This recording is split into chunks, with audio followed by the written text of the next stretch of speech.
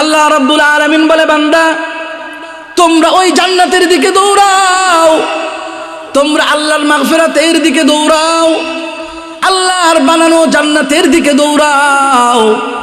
আরদুহাস সামাওয়াতু ওয়াল আরদু, বলে কেমন জান্নাত?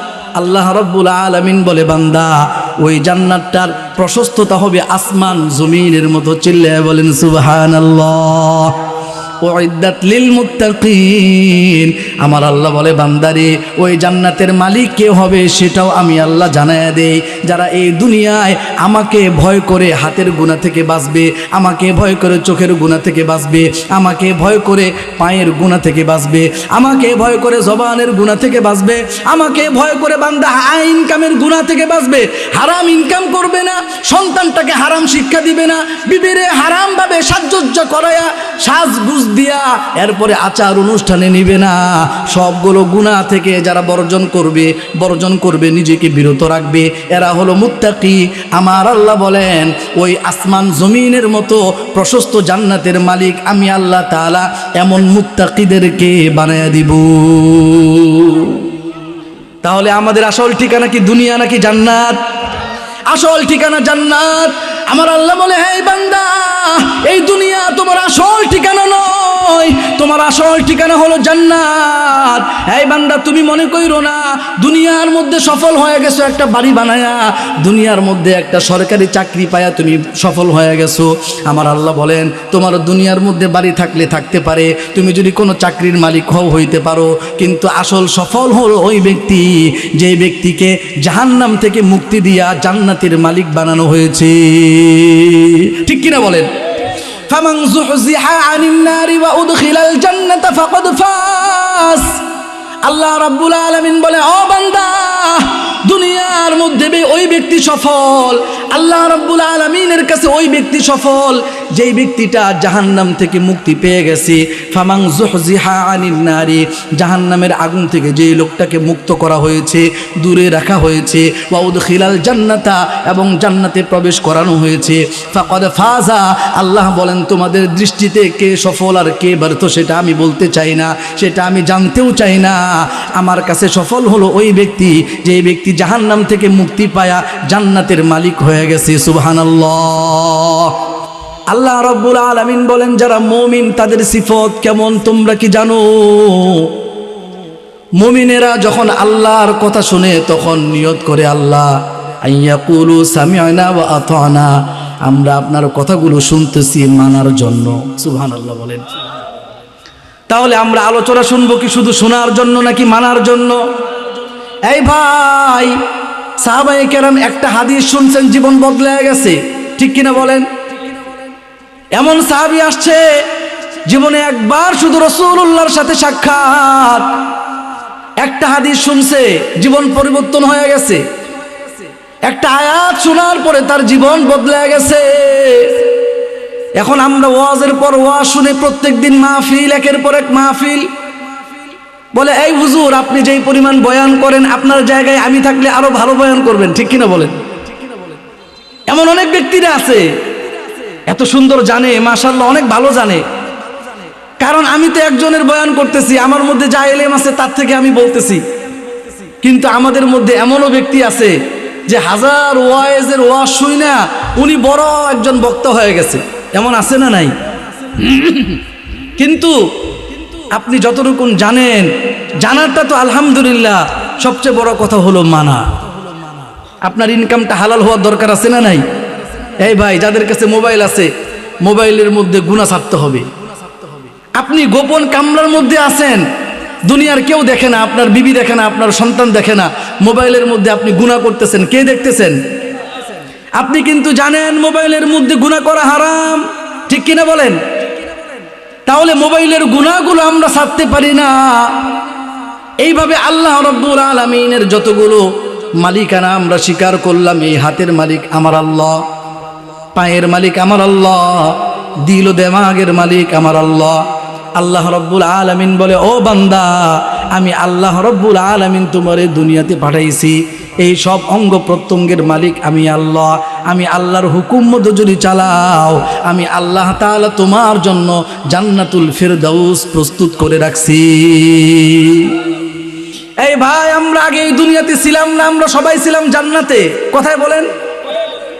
আমাদের বাবা আদম এবং মা হাওয়া আলাইহিমাস সালাতু ওয়াস সালাম কোথায় ছিলেন? কথা বলেন, কোথায় ছিলেন? জান্নাতে ছিলেন। আল্লাহ রাব্বুল আলামিন সেই হিসেবে আমরা সবাই তাদের সন্তান হিসেবে জান্নাতে ছিলাম। বলে একজন এই কাউটাইল এলাকায় নতুন করে বাড়ি বানাইছে। তার সন্তানদেরকে জিজ্ঞেস করলে তোমাদের বাড়ি কোথায়? বলে আমার বাড়ি হলো ঢাকা, কুমিল্লা, চট্টগ্রাম। বলে এখানে আমার বাবা বাড়ি করছে। তোমার জন্ম কোথায়? বলে আমার জন্ম হলো কাউটাইল, কিন্তু আমার আসল ঠিকানা হলো চট্টগ্রাম। কথা বলেন ঠিক কিনা? বাবার পরিচয় সন্তান পরিচয় দেয়। তাহলে আমার বাবা আপনার বাবা আদম আলাইহিস সালাম, আমার মা আপনার মা হাওয়া আলাইহিস সালাম, তারা যেহেতু জান্নাতে ছিলেন, আমাদের সবার বাড়ি তাহলে কোথায়? আমাদের সবার বাড়ি হলো জান্নাতে। আমরা দুনিয়াতে আসছি সাময়িক সময়ের জন্য, আবার আমাদের সবার কোথায় যেতে হবে চিল্লায় বলেন? আমরা আবার জান্নাতে যাব। তাহলে আমাদের আসল ঠিকানা কি কাউটাইল নাকি জান্নাত? এই ভাই, আমাদের আসল লক্ষ্য উদ্দেশ্য কাউটাইল সারা জীবন বসবাস করার জন্য নয়, চিরস্থায়ীভাবে থাকার জায়গায় দুনিয়া নয়। আমাদের আসল জায়গা হলো জান্নাত। আমাদের আসল ঠিকানা হলো জান্নাত। আসল সুখ শান্তি হলো জান্নাতের সুখ শান্তি। আসল দুঃখ কষ্ট হলো জাহান্নামের দুঃখ কষ্ট। আল্লাহ রাব্বুল আলামিন বলে, ও বান্দা, আমি আল্লাহ রাব্বুল আলামিন দুনিয়াতে পাঠাইলাম। তোমাদের আসল টার্গেট হলো, লক্ষ্য উদ্দেশ্য হলো জীবনের আসল টার্গেট হচ্ছে জান্নাত। তোমরা দুনিয়াতে জীবন যাপন করবা। আমি আল্লাহ রাব্বুল আলামিন সাময়িক সময়ের জন্য দুনিয়ায় পাঠাইছি। তোমাদের বাবা তোমাদের মা আসলে ছিল জান্নাতে, তোমরাও আগে জান্নাতি ছিলা। আমি আল্লাহ রাব্বুল আলামিন দুনিয়ার জমিনে তোমাদেরকে সাময়িক সময়ের জন্য পাঠাইলাম। আবার তোমাদের আসল ঠিকানা হলো জান্নাত। কথা বলেন ঠিক কিনা? তাহলে প্রশ্ন যদি, আমার আলোচনা যদি বুঝে থাকেন, উত্তর দিবেন আমাদের আসল বাড়ি কোথায় ছিল? সাময়িক সময়ের জন্য দুনিয়াতে আসছি, আবার আমরা কোথায় যাব? এখন 2 নম্বর প্রশ্ন, আল্লাহ রাব্বুল আলামিন কিসের জন্য আমাদেরকে দুনিয়ায় পাঠাইলেন? দুনিয়ায় আসার পরে আমরা কি করতেছি? কি করার দরকার ছিল? 3টা প্রশ্ন। 1 নাম্বার হলো কিসের জন্য আল্লাহ পাঠাইলেন? দুনিয়া তো আমাদের আসল বাড়ি নয়, আসল ঠিকানা নয়, সুখ শান্তির জায়গা, দুঃখ কষ্টর জায়গা। আসল দুঃখ কষ্ট, আসল সুখ শান্তির জায়গা এই দুনিয়া নয়। আসল সুখ শান্তির জায়গা হলো জান্নাত। আসল দুঃখ কষ্ট হলো জাহান্নামের দুঃখ কষ্ট। আসল ঠিকানা হলো জান্নাত। আসল বাড়ি হলো জান্নাত। কথা বলেন ঠিক কিনা? তাহলে আমরা কিসের জন্য আসলাম, কি করতেছি, কি করার দরকার ছিল? 3টা প্রশ্ন। এই 3টা প্রশ্নের উত্তর শেষ করে আমরা আলোচনা শেষ করব। ওমা তাওফিকি ইল্লা বিল্লাহ। এরপরে আমার উস্তাদে মুহতারাম মুফতি ফয়সাল আহমদ কাসিমি দামাত বারাকাতুহুম, আপনাদের কাছে সুপরিচিত মুখ, অনেক বড় আল্লাহওয়ালা, অনেক বড় ইলমের অধিকারী হুজুরের কাছে আমি মাদারীনগর মাদ্রাসায় নাসাই শরীফ পড়ছি, মেশকাত শরীফও পড়ছি হুজুরের কাছে। আল্লাহ রাব্বুল আলামিন হুজুরকে সব দিক দিয়া দিছেন, বলেন আলহামদুলিল্লাহ। আমরা হুজুরের আলোচনা শোনার শেষ কইরা, হুজুরের মাধ্যমে মুনাজাত শেষ করে আমরা মজলিস সমাপ্ত করব। রাজি আছি তো ইনশাআল্লাহ? তাহলে আমরা কিসের জন্য দুনিয়ায় আসলাম? 1 নাম্বার প্রশ্ন। 2 নাম্বার প্রশ্ন হলো কি করতেছি। 3 নাম্বার প্রশ্ন হলো কি করার দরকার ছিল। 1 নাম্বার প্রশ্ন হলো কিসের জন্য দুনিয়ায় আসলাম। এটার উত্তর হলো আল্লাহ রাব্বুল আলামিন দুনিয়ায় পাঠাইছেন আমাদেরকে জান্নাতের মাল সামানা খরিদ করবার জন্য। আপনারা বুঝে থাকলে বলেন, আল্লাহ রাব্বুল আলামিন আমাদেরকে, আসল বাড়ি ছিল আমাদের জান্নাত, সীমিত সাময়িক সময়ের জন্য আল্লাহ পাক দুনিয়ায় পাঠাইলেন। আবার আমরা জান্নাতে যাব। আল্লাহ রাব্বুল আলামিন বলে, বান্দা ওয়াসারিউ ইলা মাগফিরাতিম মির রাব্বিকুম ওয়া জান্নাতিন আরদুহাস সামাওয়াতু ওয়াল আরদু উইদ্দাত লিল মুত্তাকিন।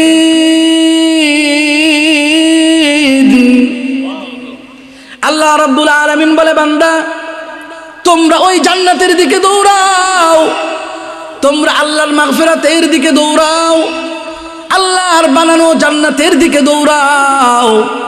আরদুহাস সামাওয়াতু ওয়াল আরদু, বলে কেমন জান্নাত? আল্লাহ রাব্বুল আলামিন বলে বান্দা ওই জান্নাতটার প্রশস্ততা হবে আসমান জমিনের মতো। চিল্লায়ে বলেন সুবহানাল্লাহ। উইদ্দাত লিল মুত্তাকিন। আমার আল্লাহ বলে বান্দারে ওই জান্নাতের মালিক কে হবে সেটাও আমি আল্লাহ জানায়া দেই।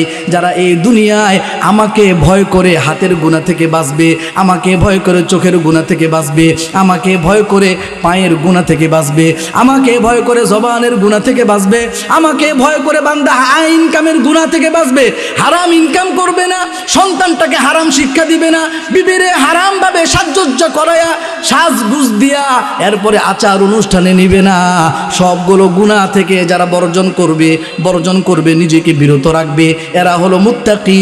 আমার আল্লাহ বলেন ওই আসমান জমিনের মতো প্রশস্ত জান্নাতের মালিক আমি আল্লাহ তাআলা এমন মুত্তাকিদেরকে বানায়া দিব। তাহলে আমাদের আসল ঠিকানা কি দুনিয়া নাকি জান্নাত? আসল ঠিকানা জান্নাত। আমার আল্লাহ বলে হে বান্দা এই দুনিয়া তোমার আসল ঠিকানা নয়, তোমার আসল ঠিকানা হলো জান্নাত। এই বান্দা তুমি মনে কইরো না দুনিয়ার মধ্যে সফল হয়ে গেছো একটা বাড়ি বানায়া, দুনিয়ার মধ্যে একটা সরকারি চাকরি পায়া তুমি সফল হয়ে গেছো। আমার আল্লাহ বলেন তোমার দুনিয়ার মধ্যে বাড়ি থাকলে থাকতে পারে, তুমি যদি কোনো চাকরির মালিক হইতে পারো, কিন্তু আসল সফল হলো ওই ব্যক্তি যে ব্যক্তিকে জাহান্নাম থেকে মুক্তি দিয়া জান্নাতের মালিক বানানো হয়েছে। ঠিক কিনা বলেন? ফামান যুহজিহা আনিন নারি ওয়া উদখিলাল জান্নাতা ফাকাদ ফাস। আল্লাহ রাব্বুল আলামিন বলে ও বান্দা দুনিয়ার মধ্যে ওই ব্যক্তি সফল, আল্লাহ রাব্বুল আলামিনের কাছে ওই ব্যক্তি সফল যেই ব্যক্তিটা জাহান্নাম থেকে মুক্তি পেয়ে গেছে। ফামান যুহজিহা আনিন নারি, জাহান্নামের আগুন থেকে যেই লোকটাকে মুক্ত করা হয়েছে, দূরে রাখা হয়েছে, ওয়া উদখিলাল জান্নাতা, এবং জান্নাতে প্রবেশ করানো হয়েছে, ফাকাদ ফাজা। আল্লাহ বলেন তোমাদের দৃষ্টিতে কে সফল আর কে ব্যর্থ সেটা আমি বলতে চাই না, সেটা আমি জানতেও চাই না। আমার কাছে সফল হলো ওই ব্যক্তি যে ব্যক্তি জাহান্নাম থেকে মুক্তি পায়া জান্নাতের মালিক হয়ে গেছে। সুবহানাল্লাহ। এই ভাই তাহলে আমরা বলতেছিলাম আমাদের আসল ঠিকানা হলো জান্নাত। দুনিয়াতে আমরা সাময়িক সময়ের জন্য আসছি, আবার আমরা যাব জান্নাতে। আল্লাহ রাব্বুল আলামিন কিসের জন্য দুনিয়ায় পাঠাইলেন? আল্লাহ রাব্বুল আলামিন দুনিয়াতে আমাদেরকে পাঠাইছেন আখিরাতের জান্নাতের মাল সামানা খরিদ করবার জন্য। ঠিক কিনা বলেন?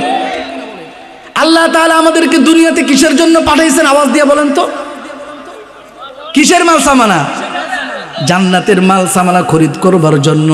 আল্লাহ রাব্বুল আলামিন বলে বান্দা এইটা যেমন তোমার জীবনের টার্গেট জান্নাতের মাল সামানা খরিদ করবা, এইটা তোমার বিবির জীবনের টার্গেট, এইটা তোমার সন্তানের জীবনের টার্গেট। এই যে টার্গেট তুমি অন্তরের মধ্যে সেট করছো বান্দা, এই টার্গেটটার কথা তুমি কোনোদিন ভুলতে পারবা না। ঠিক কিনা বলেন? কারণ মানুষ যেই টার্গেট নিয়ে সামনে আগায় ওই টার্গেট কেউ ভুলে না। জীবনের পরতে পরতে বাঁকে বাঁকে স্তরে স্তরে সব মানুষ স্মরণ করায় দেয় সন্তান তোমার জীবনের টার্গেট হলো জান্নাত। এই ভাই আপনার সন্তানকে আপনি টার্গেট দিয়ে দিয়েছেন সন্তান তোমাকে বড় হলে ডাক্তার হতে হবে। এইবার সন্তানকে তার মা বলে তোর জীবনের টার্গেট হলো ডাক্তার হওয়া, দাদা দাদি নানা নানি পাড়াপড়শি সবাই বলে তোমার জীবনের টার্গেট হলো ডাক্তার হওয়া। স্কুলের টিচার বলে এই সন্তান তোমার বাবা এই স্কুলে দিয়েছে তোমাকে ভর্তি করাইছে, তোমার জীবনের টার্গেট হলো ডাক্তার হওয়া। কোথাও যদি ঘুরতে যায় ঘোরার ফেরার মধ্যে কোনো মানুষের সম্পর্ক হলে কোনো মানুষের সাথে আলাপ আলোচনা হলে তারে জিজ্ঞেস করে সন্তান তুমি কি মাদ্রাসায় তুমি কি লেখাপড়া করো? বলে জি আমি লেখাপড়া করি। কিসে করো? বলে স্কুলে করি। ও সন্তান তোমার জীবনের টার্গেট কি? তুমি কি হবা? বলে আমার বাবা বলেছে আমাকে ডাক্তার বানাবে। কথা বলেন ঠিক কিনা? এই ভাই এই সন্তান তার টার্গেটের কথা ভুলে যায় না।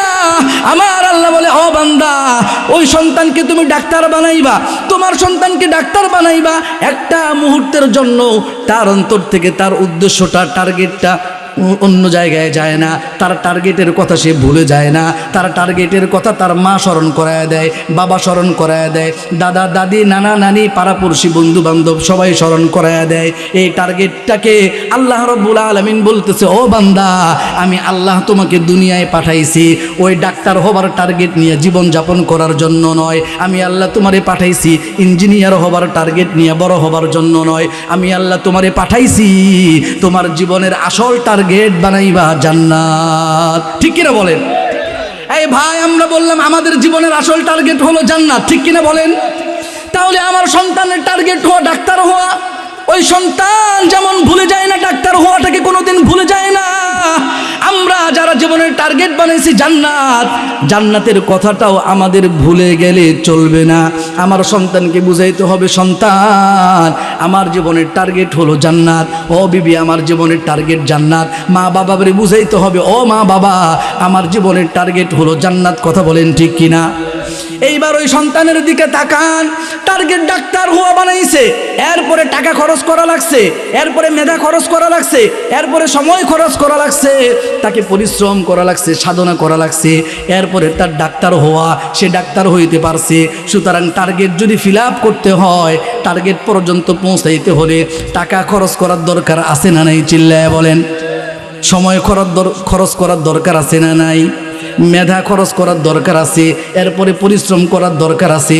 আমার আল্লাহ বলে, ও বান্দা তুমি যে জান্নাত নিজের জীবনের টার্গেট বানাইছো, তুমি যে বলতেছো তোমার জীবনের আসল টার্গেট হলো জান্নাত, তোমার আসল ঠিকানা হলো জান্নাত, তোমার আসল বাড়ি হলো জান্নাত, ওই জান্নাতের জন্য তোমার মেধা খরচ করা লাগবে, ওই জান্নাতের জন্য সময় খরচ করা লাগবে, ওই জান্নাতের জন্য টাকা খরচ করা লাগবে, ওই জান্নাতের জন্য তোমাকে পরিশ্রম করতে হবে, ঠিক কিনা বলেন? এই ভাই আমরা বললাম আমাদের জীবনের টার্গেট জান্নাত, তাহলে আল্লাহ রাব্বুল আলামিন কিসের জন্য পাঠাইলেন? আল্লাহ রাব্বুল আলামিন জান্নাতের মাল সামানা খরিদ করবার জন্য পাঠাইছেন, কিন্তু আমাদের আয়োজন দেখে মনে হয় না আমাদের বাড়ি জান্নাত, ঠিক কিনা বলেন? আয়োজন দেখে মনে হয় না, আমাদের আয়োজন দেখে মনে হয় আমরা সারা জীবন দুনিয়ার মধ্যে থাকবো, ঠিক কিনা বলেন? এই ভাই আমার সন্তান জানে না তার আসল ঠিকানা জান্নাত, এটা জানে? আপনি আপনার বিবির কাছে বলেন নাই, আপনার সন্তানের কাছে বলেন নাই, আপনার জীবনের টার্গেট আপনার বন্ধু জানে না। আপনি দোকানের মধ্যে বসেন, বন্ধু বান্ধবদের সাথে আলোচনা করেন, দেখবেন সবার আলোচনা একটাই, লেখাপড়া, চাকরি বাকরি, আয় ইনকাম, বাড়ি গাড়ি, বিবাহ শাদী, ঠিক কিনা বলেন? এর বাইরে আর কোন আলোচনা আছে? দোকানের মধ্যে বসেন, আলোচনা একটা, একই ধরনের আলোচনা, দুনিয়া কেন্দ্রিক। এই ভাই আপনি শিক্ষালয়ে যান, একই ধরনের আলোচনা, ঘুরবার জন্য যান, একই ধরনের আলোচনা, শিক্ষা দীক্ষা, চাকরি বাকরি, আয় ইনকাম, বাড়ি গাড়ি, বিবাহ শাদী, এই সবগুলো কি দুনিয়ার না জান্নাতের? কথা বলেন, এই আয়োজনগুলো কি জান্নাতের আয়োজন না দুনিয়ার আয়োজন? তাহলে আমরা মনে করলাম আমাদের আসল বাড়ি জান্নাত, আমাদের আসল ঠিকানা হলো জান্নাত, আমাদের জীবনের টার্গেট হলো জান্নাত। সুতরাং আমাদের সময়গুলো ব্যয় হবে, আমাদের রাত্র পার করতে হবে জান্নাতের জন্য।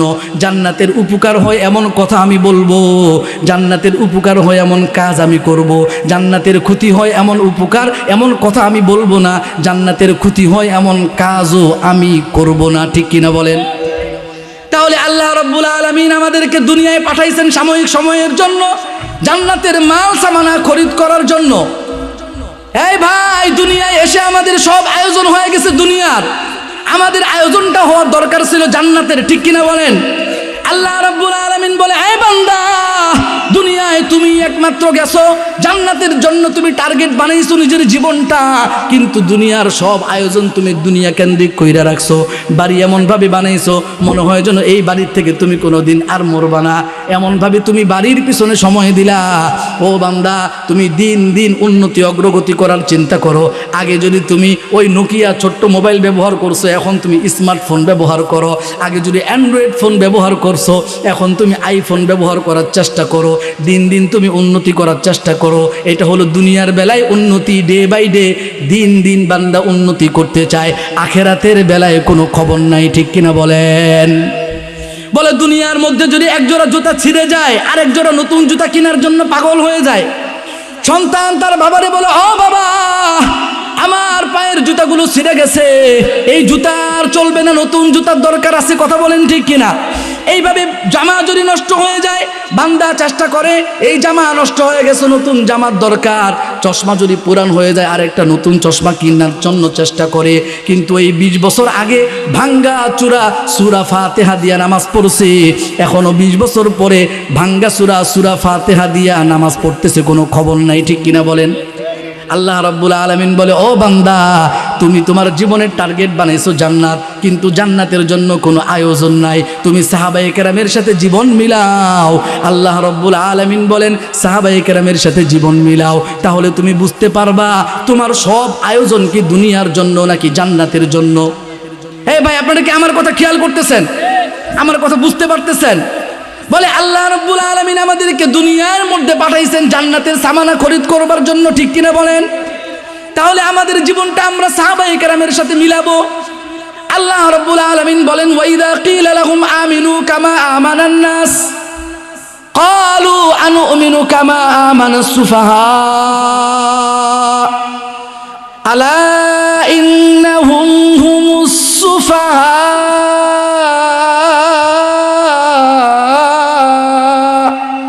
ওয়ালাকিন লা ইয়ালামুন।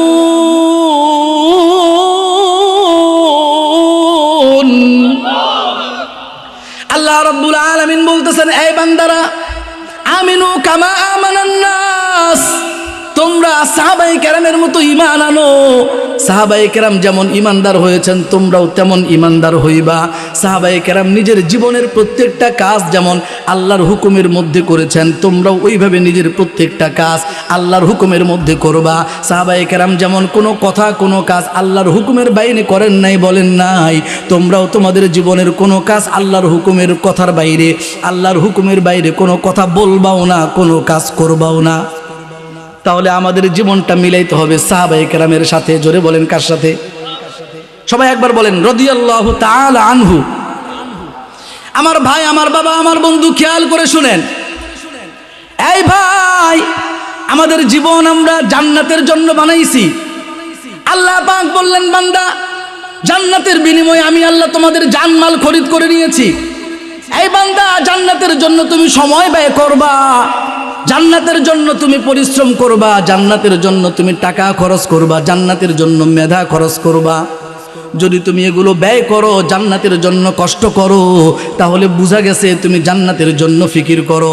তুমি সাহাবায়ে কেরামের জীবনী একবার পড়ো, সাহাবায়ে কেরামের জীবনী একবার শোনো, তোমার জীবনটা সাহাবায়ে কেরামের সাথে মিলাও, তোমার জীবনটা সাহাবায়ে কেরামের জীবনের সাথে মিলাও, তাহলে তুমি নিজেই সিদ্ধান্ত নিতে পারবা। তুমি যে বলছো তোমার জীবনটা জান্নাতের জন্য, তুমি যে বলছো তোমার আসল ঠিকানা জান্নাত, তুমি যে বলছো তোমার আসল বাড়ি জান্নাত, তাহলে তোমার জীবনটা যখন সাহাবায়ে কেরামের সাথে মিলাইবা তখন তুমি নিজেই বুঝতে পারবা আমি কি আসল ঠিকানা জান্নাত মনে করছি না দুনিয়া মনে করছি। ঠিক কিনা বলেন? এই ভাই, সাঈদ বিন আমির আল জুমাহি রাদিয়াল্লাহু তাআলা আনহু একজন জবরদস্ত সাহাবী। সিরিয়ার মধ্যে একটা হিমস নামক এলাকা আছে, হিমস, ওয়ালিয়ে হিমস। হিমস নামক এলাকার গভর্নর, তিনি হলেন শাসনকর্তা। তৎকালীন সময়ে সিরিয়াটাকে অনেকগুলো প্রশাসনিক এবং সামরিক প্রদেশে বিভক্ত করা হয়েছে। ওগুলোকে বলা হতো জুন্দে, জুন্দে হিমস, জুন্দে ফিলিস্তিন, জুন্দে উর্দুদ।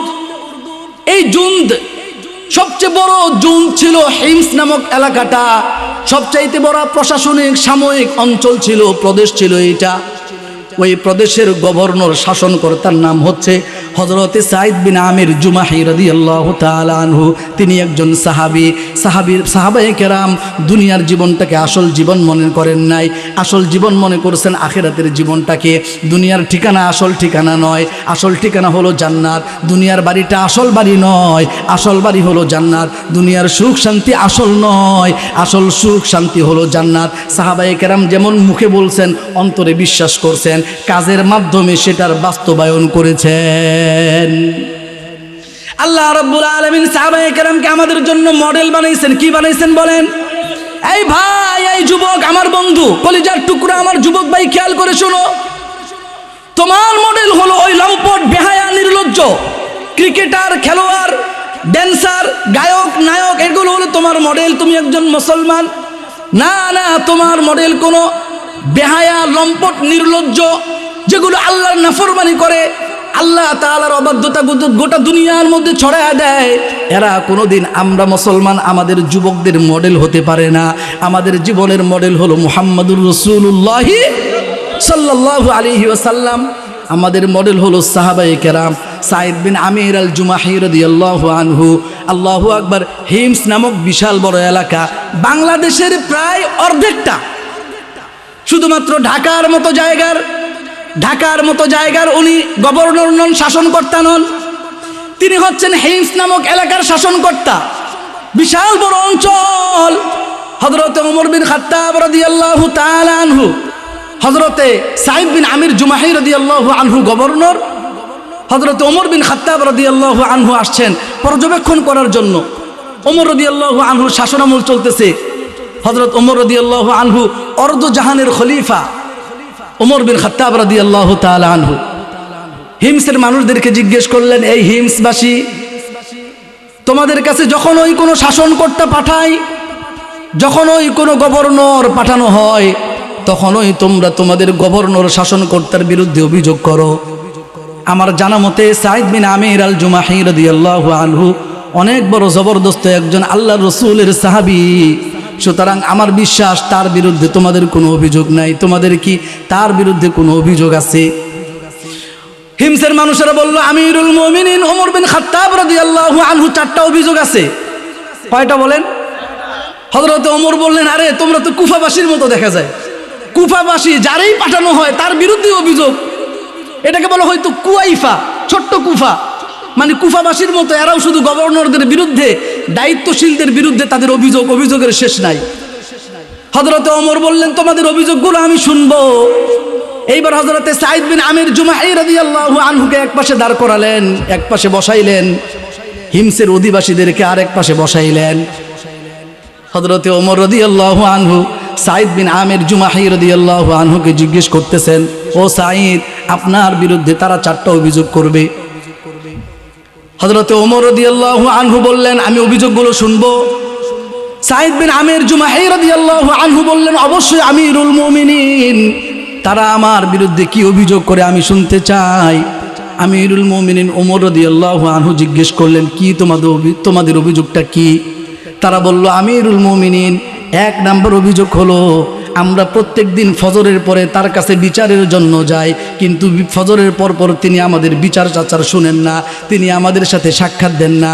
বেলা খানিকটা উঠে গেলে, যখন সূর্য উদয় হওয়া শুরু করে, বেলা খানিকটা বেড়ে গেলে তখন তিনি আমাদের সাথে সাক্ষাৎ দেন। হযরত ওমর বললেন, সাঈদ, ব্যাপার কি? আপনি তো মুসলিম সম্প্রদায়ের গভর্নর, আমি ওমরের শাসনামলে আপনি গভর্নর, আপনার কাছে মানুষ সব সময় আসবে। আমি ওমরের কাছে যেমন সব সময় আসে, যে কোনো সময় মানুষ সমস্যা নিয়ে আসলে আমি সমাধান করার চেষ্টা করি। সাঈদ, ও সাঈদ বিন আমির আল জুমাহি রাদিয়াল্লাহু আনহু, আল্লাহ রসুলের আপনি অনেক বড় একজন সাহাবী, আমি জানতে চাই কিসের জন্য আপনি প্রত্যেক দিন ফজরের পরে তাদেরকে সাক্ষাৎ দেন না, আপনি বিচার আচার করেন না? এইবার সাঈদ বিন আমির জুমাহি রাদিয়াল্লাহু আনহু বললেন, ওমর, আমি এটা বলতে চাই নাই, আমি আমার বিতর্কত বিষয়গুলো কারো কাছে প্রকাশ করতে চাই নাই, কিন্তু তারা যেহেতু আমার বিরুদ্ধে অভিযোগ দায়ের করেছে, এইবার আমার অভিযোগ খণ্ডন করার দরকার আছে, নয়তো আমি বলতাম না, আমার বিতর্কত বিষয়গুলো আমি বলতাম না। বলে, আমিরুল মুমিনিন, আমার ঘরে কোনো চাকর বাকর নাই, আমার ঘরে কাজ করবার মতো কোনো বুয়া নাই, আমার বিবি, আমার সন্তানেরা আছে, ওই বিবি এবং সন্তানদের কাজকর্ম করার জন্য আমি আটা দিয়া খামিরা বানাই, খামিরা থেকে রুটি বানাই, রুটিগুলো চুলার মধ্যে সেকে ঘর দুয়ারগুলো ঝাড়ু দিয়া আমি আমার বিবি সন্তানদেরকে খাওয়ায়া আমি আমার ঘর সংসারের কাজগুলো করতে করতে আমার 2-3 ঘন্টা পার হয়ে যায়। যুগের ভাষায় বলতেছে আর কি, 2-3 ঘন্টা পার হয়ে যায়। এরপরে আমি তাদেরকে সাক্ষাৎ দেই।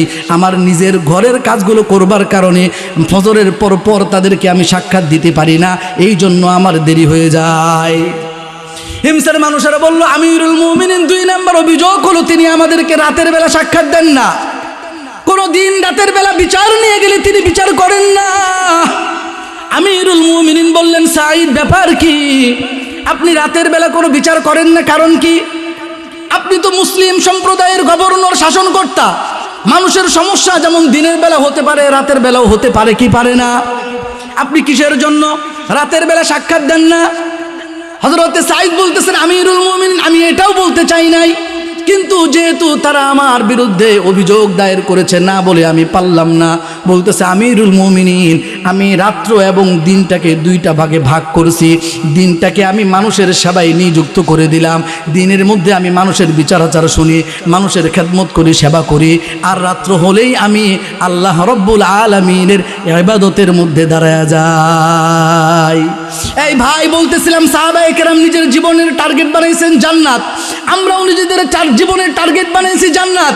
এবার আমাদের জীবনটাকে সাহাবায়ে কেরামের জীবনের সাথে মেলানোর দরকার আছে না নাই? বলে আমি ঘটনা বলতেছি, নিজের জীবনটাকে সাহাবায়ে কেরামের জীবনের সাথে মিলাবেন। 3 নাম্বার অভিযোগের কথা বলল সাঈদ বিন আমির জুমাহি রাদিয়াল্লাহু আনহু। শুনতে চান 3 নাম্বার অভিযোগ আমার বিরুদ্ধে কি করতে চায়? হিমসের মানুষেরা বলল আমিরুল মুমিনিন তিনি মাসের মধ্যে একদিন আমাদেরকে সাক্ষাৎ দেন না, পুরো মাসের মধ্যে একদিন আমাদেরকে সাক্ষাৎই দেন না। 1 নাম্বার অভিযোগ ছিল প্রত্যেক দিন ফজরের পর তিনি সাক্ষাৎ দেন না। 2 নাম্বার অভিযোগ হলো রাতের বেলা সাক্ষাৎ দেন না। 3 নাম্বার অভিযোগ হলো মাসের মধ্যে একদিন তিনি আমাদের সাক্ষাৎ দেন না। ইন্নাহু লা ইউজিবু আহাদান ইয়াওমান বিশফি শাহরিন, এক রাতের মাসের মধ্যে একটা দিন তিনি আমাদেরকে সাক্ষাৎ দেন না। হযরত ওমর বললেন ব্যাপার কি, আপনি একটা দিন সাক্ষাৎ কিসের জন্য দেন না? সাঈদ বিন আমির জুমাহি রাদিয়াল্লাহু আনহু বললেন খেয়াল করে শুনেন, আমরা যারা নিজেদের জীবনের টার্গেট বানাইছি জান্নাত, আসল ঠিকানা বানাইলাম জান্নাত, আসল বাড়ি আমরা জান্নাত মনে করি, আমাদের সন্তানদেরকে বুঝাইতে হবে সন্তান, বিবিকে বুঝাইতে হবে ও বিবি, আমরা আমাদের জীবনটাকে যদি জান্নাতি জীবন বানাইতে হয় ওই সাহাবায়ে কেরামের মতো আমাদের জীবনটাকে বানানোর দরকার আছে না নাই? জোরে বলেন। হযরতে সাঈদ বিন আমির জুমাহি রাদিয়াল্লাহু আনহু বললেন আমিরুল মুমিনিন, আমার কোনো খাদেম নাই, আগেই বলেছিলাম আমার ঘরের মধ্যে কোনো বুয়া নাই, একমাত্র আমি নিজেই। আর আমার গায়ের মধ্যে যে জামাটা দেখতে পাইতেছেন এই জামা ছাড়া দ্বিতীয় আমার আর কোনো জামা নাই। তিনি একজন গভর্নর, বাংলাদেশের মতো, বাংলাদেশের অর্ধেক জায়গার মতো তৎকালীন হিমস নামক এলাকাটা, এত বিশাল বড় এলাকার গভর্নর। তিনি বলতেছেন আমার মাত্র একটা জামা, এই জামাটা আমি বাদ ফজর ধুইয়া দিই, নিজে নিজে ধুই, এইটা শুকাইতে শুকাইতে গায়ে পড়তে পড়তে অর্ধেক বেলা হয়ে যায়, দিনের অর্ধেক হয়ে যায়। তারা বলছে আমি একদিন সাক্ষাৎ দেই না, তাদের কথাটা ভুল, বরং তাদেরকে সাক্ষাৎ দিতে দিতে আমার জোহরের সময় হয়ে যায়। আমি আসলে জোহরের আগ পর্যন্ত সময় দিতে পারি না, সাক্ষাৎ দিতে পারি না। তার কারণ হলো আমার জামা একটা নিজেই ধৌত করি, শুকাই, এরপরে গায়ে দেই। হযরত ওমর রাদিয়াল্লাহু আনহুর চোখ দিয়ে পানি পড়া শুরু করে দিয়েছে অলরেডি। 4 নাম্বার অভিযোগ শুনতেছে, তোমাদের 4 নাম্বার অভিযোগের কথা বলো। হিমসের মানুষের বলল ওমর সাঈদ বিন আমির আমাদের সাথে কথা বলেন, বিচার আচার করেন।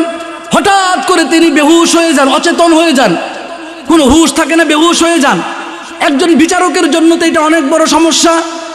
হযরত ওমর বললেন তাই নাকি? এই সাঈদ আপনি কিসের জন্য বেহুশ হয়ে যান? হযরতে সাঈদ বিন আমির জুমাহি রাদিয়াল্লাহু আনহু বললেন আমিরুল মুমিনিন, আল্লাহ রসুলের সাহাবী খুবাইব বিন আদি রাদিয়াল্লাহু আনহুকে যখন মর্মান্তিকভাবে মক্কার কাফেরেরা শাহাদাত বরণ করায় দিল, শহীদ করে দিল, হযরতে খুবাইবের হাতগুলো কর্তন করা হলো, পাগুলো কর্তন করা হলো, শুলে চড়ায় দেওয়া হলো। এরপরে খুবাইবের দিকে তীর নিক্ষেপ করা হচ্ছে। একটা তীর তার কাঁধের মধ্যে বিঁধে যায়, আরেকটা তীর তার গালের মধ্যে বিঁধে যায়। এমন সময় মক্কার কাফেরেরা বলল ইয়া খুবাইব আতুহিব্বু আইয়াকুনা মুহাম্মাদুন ফি মাকানিকা ওয়া আনতা ফি বাইতিক, এই খুবাইব তুমি যদি পছন্দ করো তোমার জায়গায় মুহাম্মদকে শুলে চড়িয়ে হত্যা করা হবে, তাহলে তোমাকে ছেড়ে দিব, তুমি তোমার পরিবার পরিজনের কাছে চলে যাবা, তুমি তোমার পরিবার পরিজনের কাছে স্বাচ্ছন্দ্যে জীবন যাপন করবা, আর মুহাম্মদ তোমার জায়গায় মৃত্যুবরণ করবে। তুমি যদি বলো তোমার কাছে এটা পছন্দ হয় কথা বলার সাথে সাথেই তোমাকে আমরা ছেড়ে দিব, তোমাকে মুক্ত করে দিব। ওই সময় হযরত খুবাইব রাদিয়াল্লাহু আনহু যখন গালের মধ্যে তীর বিঁধতেছে, হাতগুলো কর্তন করে ফেলেছে, পা কর্তন করেছে, তখন তিনি বললেন ওয়াল্লাহি আল্লাহর কসম খেয়ে বলি, হে মক্কার কাফেরেরা তোমরা শুনে রাখো, আমার নবী মুহাম্মদ মুহাম্মদুর রাসূলুল্লাহ সাল্লাল্লাহু আলাইহি ওয়াসাল্লাম আমার জায়গায় শুলিবিদ্ধ হয়ে মৃত্যুবরণ করবেন, আর আমার মতো খুবাইব মুক্তি পেয়ে আমার পরিবারের কাছে স্বাচ্ছন্দ্যে জীবনযাপন করব, এইটা পছন্দ করা তো দূরের কথা, বরং মুহাম্মদুর রাসূলুল্লাহ সাল্লাল্লাহু আলাইহি ওয়াসাল্লামের পায়ের মধ্যে একটা কাটার আঁচড় লাগবে, সেটাও তো আমি খুবাইব পছন্দ করি না। এই কথা বলার সাথে সাথে সাইদ বিন আমের বললেন, আমিরুল মুমিনিন যখন খুবাইব রাদিয়াল্লাহু আনহু এমন একটা জবাব দিল, মক্কার কাফেরেরা চতুর্দিক থেকে বৃষ্টির মতো তীরগুলো নিক্ষেপ করা শুরু করলো। হযরত খুবাইব রাদিয়াল্লাহু আনহু জান দিয়েছে কিন্তু ঈমান দেন নাই। ওগো আমিরুল মুমিনিন, ওই সময়ে আমি তখন অমুসলিম ছিলাম, কাফের ছিলাম, ওই দৃশ্যগুলো আমার চোখের সামনে ভেসে ওঠে। আমার যখন খুবাইব রাদিয়াল্লাহু আনহুর মর্মান্তিক শাহাদাতের ঘটনা আমার চোখের সামনে ভেসে ওঠে, তখন আমি আশ্চর্য হয়ে যাই, আমি পাগল হয়ে যাই। আমি আশঙ্কা বোধ করি কিয়ামতের ময়দানে আল্লাহ রাব্বুল আলামিন যদি আমাকে জিজ্ঞেস করেন, ও খুবাইব রে, ও সাইদ, তোমার সামনে আমার খুবাইবকে হত্যা করা হয়েছে, শহীদ করা দেওয়া হয়েছে, মর্মান্তিকভাবে শাহাদাত বরণ করা লাগছে, তুমি কিসের জন্য সাহায্য করতে পারো নাই, এই কথা যদি আমার আল্লাহ আমার জিজ্ঞেস করে, আমি আল্লাহ রাব্বুল আলামিনের কাছে কি জবাব দিব? এই ঘটনা শোনার সাথে সাথে আমি বেহুশ হয়ে যাই, আমার চেতন হারায় ফেলি, আমি অচেতন হয়ে যাই, বেহুশ হয়ে যাই। হযরতে সাইদ বিন আমির জুমাহি রাদিয়াল্লাহু আনহুর জবাব শোনার পরে হিমসের মানুষদের চোখ দিয়েও পানি পড়ে, হযরত ওমরের চোখ দিয়েও পানি পড়ে। হযরত ওমর বললেন, সাইদ আপনি একজন গভর্নর, বাংলাদেশের মতো বাংলাদেশের অর্ধেক জায়গার মতো একটা বিশাল বড় অঞ্চলের তিনি গভর্নর, তার জামা মাত্র একটা, তার ঘরের মধ্যে কোনো বুয়া নাই, কোনো খাদেম নাই, চাকর বাকর নাই, নিজের কাজগুলো করে। আমার ভাই, আমার বাবা, আমার বন্ধু, আমরা যারা নিজেদেরকে জান্নাতি বানাইতে চাই, সাহাবায়ে কেরামের মতো যদি নাও পারি, এরপরেও তো আমাদের সন্তানদেরকে দিন-রাত 24 ঘন্টা বুঝাইতে হবে আমাদের আসল টার্গেট হলো জান্নাত। কারণ আল্লাহ তাআলা আমাদেরকে আমাদের জান ক্রয় করে নিয়েছেন, মাল ক্রয় করে নিয়েছেন জান্নাতের বিনিময়ে। সুতরাং জান্নাতে হবার জন্য আমাদের টাকা খরচ করা লাগবে, মেধা খরচ করা লাগবে, সময় খরচ করা লাগবে, পরিশ্রম করা লাগবে। কথা বলেন ঠিক কিনা? এই ভাই, আমাদের কষ্ট করা লাগবে। আল্লাহ রাব্বুল আলামিন বলে, শুনো, ওই জান্নাতের মালিক আমি আল্লাহ তোমারে বানাবো। ও বান্দা, মাংনা না, ফ্রিতে বিড়িও পাওয়া যায় না বান্দা। তুমি যদি জান্নাতে যেতে চাও, হাতের গুনাহ থেকে বাঁচবা, মোবাইলের গুনাহ থেকে বাঁচবা। মোবাইলের মধ্যে যদি ফেসবুক চালাইতে গিয়ে গুনাহ হয়, না, তোমার জন্য ফেসবুক চালানো যাবে? এই চোখের মালিক কারে বলছিলাম? এই ভাই, চোখের মালিক যদি আমার আল্লাহ হন, আল্লাহর বিরুদ্ধে গিয়া, আল্লাহর অনুমতির বাইরে গিয়ে আমার চোখ ব্যবহার করা যাবে না, আল্লাহর অনুমতির বাইরে গিয়ে আমার মুখ ব্যবহার করা যাবে না, আল্লাহর অনুমতির বাইরে গিয়ে আমার হাত পা কোনোটাই ব্যবহার করা যাবে না। যদি আমরা এইভাবে নিজেদেরকে মুত্তাকি বানাইতে পারি, আমার আল্লাহ বলে, ও বান্দা, মাউযিউ সাউতিন ফিল জান্নাতি খায়রুম মিনাদ দুনিয়া ওয়া মা ফিহা। ও বান্দা, তুমি কি জানো জান্নাতটা কেমন মহামূল্যবান? জান্নাতের মধ্যে একটা চাবুক রাখলে যেই পরিমাণ জায়গা লাগে, ওই পরিমাণ জান্নাতের জায়গা দুনিয়ার মধ্যে যা আছে, দুনিয়া এবং দুনিয়ার মধ্যে যা আছে তার থেকেও শ্রেষ্ঠ, উত্তম, সেরা। বলেন সুবহানাল্লাহ। ওই জান্নাতে যাইতে হলে কষ্ট করার দরকার আছে না নাই? এই ভাই, আমাদেরকে গুনাহ থেকে বাঁচতে হবে, আমাদের সন্তানদেরকে গুনাহ থেকে বাঁচাইতে হবে, আমাদের বিবিদেরকে বাঁচাইতে হবে। সবচেয়ে বড় গুনাহ হলো মোবাইলের গুনাহ, সবচেয়ে বড় গুনাহ হলো আচার অনুষ্ঠানের গুনাহ। এখন মুসলমান আচার অনুষ্ঠান করে, কোনো একটা অনুষ্ঠান করে, গান ছাড়া মুসলমানের কোনো অনুষ্ঠান হয় না। কথা বলেন ঠিক কিনা? সাহাবায়ে কেরাম গুনাহ করেন নাই, বেঁচে ছিলেন। আমাদের জন্য আল্লাহ তাআলা ওয়াদা করেছেন, উইদ্দাত লিল মুত্তাকিন, ওই জান্নাত আমি মুত্তাকিদেরকে দিব যারা আমার ভয়ে গুনাহ থেকে বাঁচে। গুনাহ মানে শুধু ওই হারাম খাওয়া, গুনাহ মানে শুধু মদ পান করা, এগুলো না, এগুলো তো গুনাহই। সাথে সাথে আমি যে কথা বলতেছি, আল্লাহর হুকুমের বাইরে কথা বললে এটাও গুনাহ। কথা বলেন ঠিক কিনা? অল্প সময় আমার ওস্তাদকে বসা রেখে আলোচনাটা শেষ করলাম। মাফ চাইতেছি, দোয়াও চাইতেছি। আপনারা ইনশাআল্লাহ শেষ পর্যন্ত থাকবেন, রাজি আছেন তো ইনশাআল্লাহ? ওয়া আখিরু দাওয়ানা আনিল হামদুলিল্লাহি রাব্বিল আলামিন। ওয়াসসালামু আলাইকুম ওয়া রাহমাতুল্লাহি ওয়া বারাকাতুহু।